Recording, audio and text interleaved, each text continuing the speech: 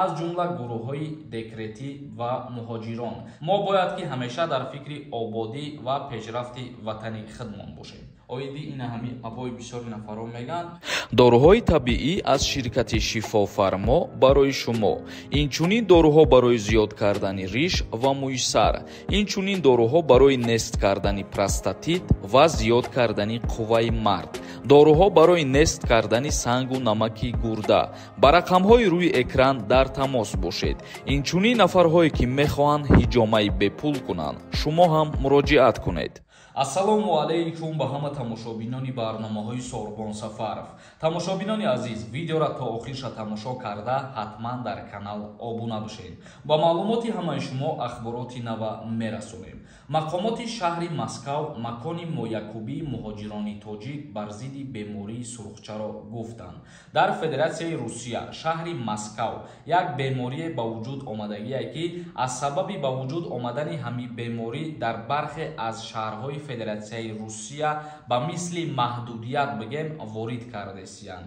бисёре аз муҳоҷиро вақте ки кору фаъолият карданӣ мешаванд дар ягон ҷо ваксинаи ана ҳамин бемориро пирсидесияншон ва дар Москва қайд карданд ки муҳоҷирон бояд дар куҷо моякубии бемории сурхчаро бигзаронанд.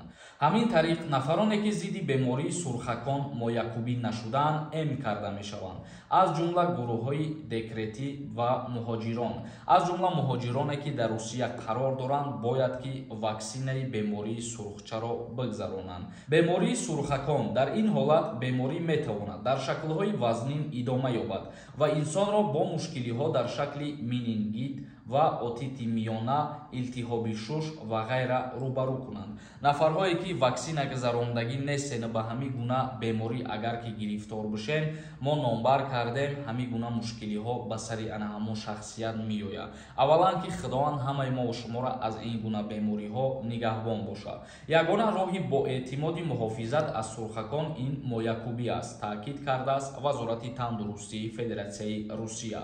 хадамоти матбуоти вазорат қайд кард ки ваксинаҳои зидди сурхакон ки дар Москав истифода мешаванд дорои вируси заиф буда ва ба пайдоиши ин беморӣ ҷилавгирӣ мекунад. ҳар шахс имкон дорад дар дармонгоҳҳои маҳаллӣ зист ба таври ройгон моякубӣ карда шавад.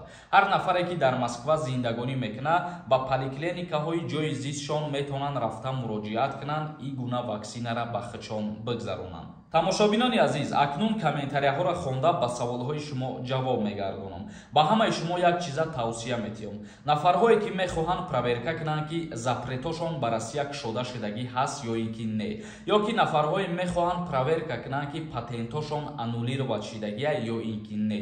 рақамҳое ки дар рӯи экран дидесен дар WhatsApp-аш бинависонед, проверкаи документи муҳоҷирон мекунад. ҳатман муроҷиат кунед дар WhatsApp, 100% ҷавоби аниқа ба шумо мегӯяд. таҷик нависонда: ассалому алайкум бародаро. рост 100% соқ рафтем саломат ба пеши падару модару зану фарзанд баргардем. ягон каса гӯш накунед дар ғарибӣ. замини мо Тоҷикистон аст. барои ватан ҷон метон. ин ҷанги мо нест. бачаҳои ғариб, бачаҳо дар амони Аллоҳ бошед. бале бародарони азиз, ба ҳамин хотир ба ҳар гуна фирефтаҳо дода нашавед, ба ҳар куҷо сафар накунед. мо бояд ки ҳамеша дар фикри ободӣ ва пешрафти ватани худмон бошем. ошиқона ТВ нависонда: ассалому алайкум ва раҳматуллоҳи ва баракату. акаи Сорбон, агар гражданини Россия боши ӯ дар Тоҷикистон боши, ба уҷа ҳам повестка роӣ мекунанд ё не? илтимос ҷавоб медодем. пешакӣ раҳмат. не, дар Тоҷикистон боши повестка равон намекунанд, чунки ту аз Россия аллакай берун биромадагӣ ва дар қайди ҳиҷоб нестӣ дар ӯ вақт. як каси дигар нависондаи: ака регистратсия кардан дар кора чӣ хел бикунем? ҷавоб тед. ман як нафара баъзе вақтҳо реклама мекунам дар Москва ва Московский област регистратсияҳои оригинал тайёр мекунам. ба ҳамин хотир ҳамарӯза видеоҳои моро тамошо карда бесен, мумкин дар ягон видеои дигар бо рақамоша пешниҳоди шумо бигардонам. як каси дигар нависонда: ассалому алайкум ака, регистратсияи частни боша биқапанмон дар рӯи чӣ намеган? мигратсиони картаи частни боша ба регистратсияи холии чӣ намеган? не.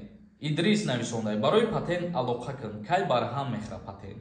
оиди барҳам хӯрдани патент дар ягон ҷо ягон информатсия нестае ва фикр мекунам ки патент ҳеҷ вақт аз байн намерава, чунки супоридани патент и як фоида мебошад барои мисол Федератсияи Русия. Муҳаммад нависонда: салому алейкум, ака, ман дар Якутия ҳастам. Агар Москва бурам ба ҳамун патентам метавонам кор карда? Дар ҳолате ки аз Якутия ба Москва меоӣ, ту бояд айсари нав патент бигирӣ. Дар ҳар ҷое ки кор мекунӣ, патенти ту аз ҳамун шаҳр бояд ки дастрас шудагӣ бошад. Шаропова нависонда: салому алейкум, ака, ҳамин як савол дорам. Бе регистратсия, бе патент бошӣ, Тоҷикистон барои депорт мекарда бошанд? Имкони депорт кунӣ бисёртар аст, чунки баъзе ҳолатҳое мешавад ки дар аэропорт ё ки дар сарҳадҳо ҳуҷҷат талаб мекунанд, регистратсия ва патент. Шумо ки пешниҳод накарден, албатта ки депортон мекунанд. Муслимов нависонда: агар студент бошӣ, хизмати 3 моҳа метавонӣ карда дар сезони каникул. Агар хизмати пулакира дар назар дошта бошӣ, баъди хатми донишгоҳ мекунӣ, дар рафти дарсҳо не. Як кас нависонда: ду кӯдакдорора хизмат мебаранд. Дар ҷумҳурии Тоҷикистон нафарҳое ки соҳиби ду фарзанд ҳастанд, аз даъват ба хизмати ҳарбӣ озоданд, бародарина.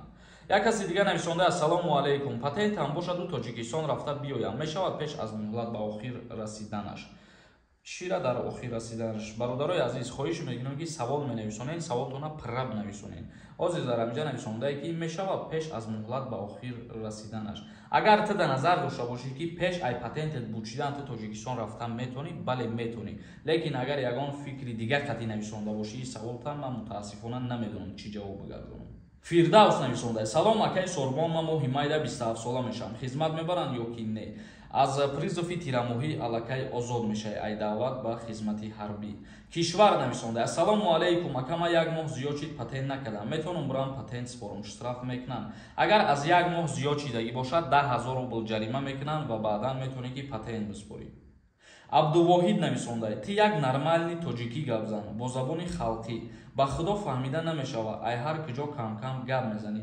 Бародарҷони ман, хитам ба забони тоҷикӣ хуб гап зан. Дар ҳамин ҷумлаҳое ки нависондай, хитам русиро истифода бурдай. Яъне ки нормални и аллакай калимаи русӣ мебошад. Ва ту ба забони тоҷикӣ аввал худат гапзаниро ёд бигир, русиро истифода набар.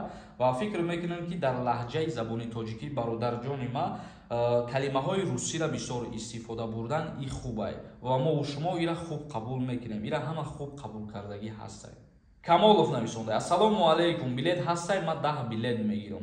Ай конкурс не, дига билет нестай, тамом шидагӣ. Финалаш дат кунед ва баъдан бозии навбатира. Як каси дигар нависондаи: ака, бачаи 17 солара бе давелнес роӣ карда мешавад? Мутаассифона намешавад, то синни 18 солагира. Раҳимов нависонда: ассалому алейкум, ака, ҳамин патент пад Москва бошад, дар Москва кор кунем мешавад? Дар ҳар куҷое ки кор мекунед, ман гуфтаам ки патенти шумо бояд аз ҳамунҷа дастрас шидагӣ бошад. Анвар нависонда: акаи диюм борай менависам, ответ наметен. Аэропорти Душанбе Нашот Аблава чӣ хел рафтесай ҳамин рӯзода? Намедонам рости гап. Дар айни даъваткунӣ ба хизмати ҳарбӣ ягон бор ба фурудгоҳ нарафтам ва дар ин бора ҳеҷ маълумотам надорам муҷирашда. Як каси дигар нависонда: ака, ҳамин абоя ки задай гилош чапанае? Оиди ина ҳамин абои бисёри нафаро меган. Хай бародарои азиз, ҳамун усто вақти задан ҳам мумкин аҳамият надодай ё ки мумкин нормални дидаша гуфтай хай наканем ша дигар. Хоҳиш мекунам дар ин бора нанависонед абой чапанаҳа ё ки дигар чизо. Шумо ба фикрам абоя тамошо намекунед, мавзӯъҳои маро гӯш мекунед. Тамошобинони азиз, видеоро ҷамъбаст мекунем. То наворҳои оянда, худованд ҳамаи мо шуморо нигаҳбон бошад.